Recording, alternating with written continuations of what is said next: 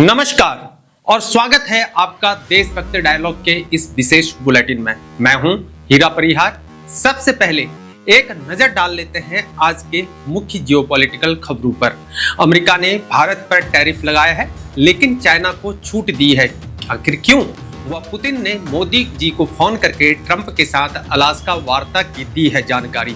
Ukraine शांति पर भारत का समर्थन और जयशंकर वांग यी की मुलाकात। सीमा पर तनाव को कम करना व जारी रखना जरूरी। साथ ही मार्को रूबियो का बयान है कि भारत और पाकिस्तान स्थिति पर अमेरिका की नजर। अब खबरें विस्तार से। अमेरिका ने भारत पर 50% टैरिफ लगाया है रशिया तेल खरीदने के लिए। प्रेसिडेंट ट्रंप का दावा है कि इस धमकी के बाद भारत ने रशियन ऑयल कम खरीदा है। भारत रूस का दूसरा सबसे बड़ा तेल का ग्राहक है, लेकिन चाइना जो रशियन ऑयल का सबसे बड़ा खरीदार है, उसे 90 दिन की छूट मिली है। आखिर क्यों? विदेश मंत्री रूबियो कहते हैं कि चाइना पर तुरंत पाबंदी का मतलब है कि दुनिया भर में तेल की कीमतें आसमान छुएंगी। देखिए, चाइना रशियन ऑयल रिफाइन करके पूरी दुनिया में बेचा करता है। अगर चाइना पर रोक लगी तो सप्लाई चेन बिगड़ेगी। इसमें सिर्फ चीन को नहीं, पूरी दुनिया को यहाँ पर नुकसान होगा। यूरोपीय देश भी चिंतित है क्योंकि वे अभी भी रशियन गैस पर निर्भर हैं। उनका डर है कि अमेरिका की तेज नीति उल्टी न पड़ जाए। ट्रंप ने कहा है कि 2-3 हफ्ते में चीन पर फैसला दोबारा देखेंगे। यह पुतिन के साथ बातचीत के नतीजे पर डिपेंड करता है। तो यह दिखाता है कि अंतर्राष्ट्रीय राजनीति में हर देश के साथ अलग अलग रणनीति चाहिए। अब बढ़ते हैं अगली खबरों में। रूस के राष्ट्रपति व्लादिमीर पुतिन ने प्रधानमंत्री नरेंद्र मोदी जी को फोन करके अलास्का में अमेरिकी राष्ट्रपति डोनाल्ड ट्रंप के साथ यूक्रेन संघर्ष पर हुई अपनी बैठक की जानकारी को साझा किया है। इस दौरान मोदी जी ने यूक्रेन संघर्ष के शांतिपूर्ण समाधान के लिए भारत के निरंतर आह्वान को दोहराया और इस दिशा में सभी प्रयासों का समर्थन किया है। भारत ने अलास्का में हुए अमेरिका रूस शिखर सम्मेलन का स्वागत किया था और शांति की दिशा में ट्रंप और पुतिन के नेतृत्व की सराहना की थी। विदेश मंत्रालय ने इस बात पर जोर दिया कि संवाद और कूटनीति ही आगे का रास्ता है, क्योंकि पूरी दुनिया यूक्रेन संघर्ष का जल्दी अंत चाहती है, जिसने अपार पीड़ा दी है। यह शिखर सम्मेलन अपेक्षित 7 घंटे के बजाय 3 घंटे से भी कम चला है। पुतिन ने युद्ध समाप्त करने की रूस की प्रतिबद्धता को दोहराया, लेकिन कहा कि किसी भी समझौते के टिकाऊ होने के लिए संघर्ष की जड़ को समाप्त करना जरूरी है। ट्रंप ने बैठक को अत्यंत उत्पादक बताया और युद्ध विराम की संभावनाओं पर सावधान आशावाद भी जताया। मोदी जी ने यूक्रेन के राष्ट्रपति जेलेंस्की के स्वतंत्रता दिवस की शुभकामनाओं के लिए आभार को व्यक्त किया है और यूक्रेन के लिए शांति, प्रगति और समृद्धि से भरे भविष्य की कामना की है। भारत युद्ध समाप्त करने के लिए सभी पक्षों के साथ संवाद का आह्वान करता रहा है और अपने इस रूप को दोहराया है कि शांतिपूर्ण चर्चा ही टिकाऊ समाधान का एकमात्र रास्ता है।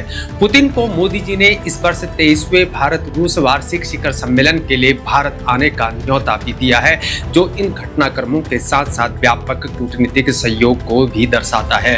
अब अगली खबर में बढ़ते हैं। विदेश मंत्री डॉक्टर एस जयशंकर ने सोमवार को नई दिल्ली में चीनी विदेश मंत्री वांग यी से मुलाकात की, जो इस महीने के अंत में तियानजिन में होने वाले शंघाई कोऑपरेशन ऑर्गेनाइजेशन समिट से पहले एक महत्वपूर्ण कूटनीतिक बातचीत थी। डॉक्टर जयशंकर ने भारत चीन सीमा पर शांति और स्थिरता बनाए रखने के महत्व पर जोर दिया और कहा कि द्विपक्षीय संबंधों में सकारात्मक गति तभी आ सकती है जब सीमा पर तनाव कम करने की प्रक्रिया पारस्परिक सहयोग से जारी रहे। विदेश मंत्री ने इस बात पर भी बल दिया कि दोनों देशों के बीच मतभेद विवाद में नहीं बदलने चाहिए और आगे बढ़ने के लिए स्पष्ट एवं सहयोगपूर्ण दृष्टिकोण जरूरी है। जयशंकर जी ने आतंकवाद के सभी रूपों से लड़ने को दोनों देशों की प्राथमिकता बताया है और वह पारस्परिक हित के अन्य मुद्दों पर चीनी पक्ष के साथ विचार विमर्श की उम्मीद को जताया है।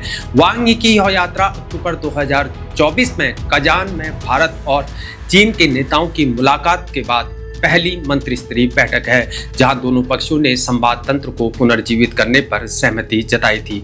वांग यी राष्ट्रीय सुरक्षा सलाहकार अजीत डोभाल जी के साथ भारत चीन सीमा सवाल पर 24वीं दौर की विशेष प्रतिनिधि वार्ता भी करेंगे।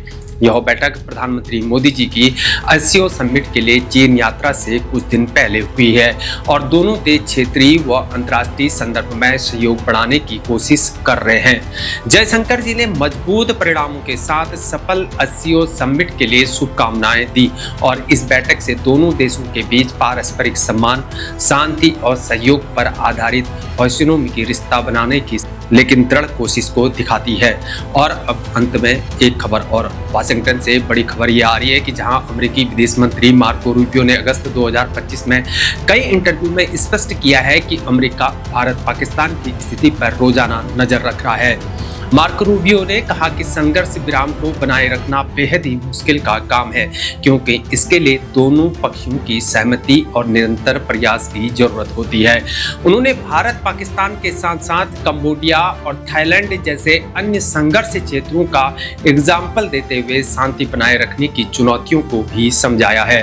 राष्ट्रपति ट्रंप के प्रशासन की तारीफ करते हुए मार्को रूबियो ने कहा कि ट्रंप ने इस साल भारत और पाकिस्तान के बीच संघर्ष विराम को कराया था। हालांकि भारत ने किसी भी तीसरे पक्ष के हस्तक्षेप को खारिज करते हुए इसे द्विपक्षीय मुद्दा बताया है।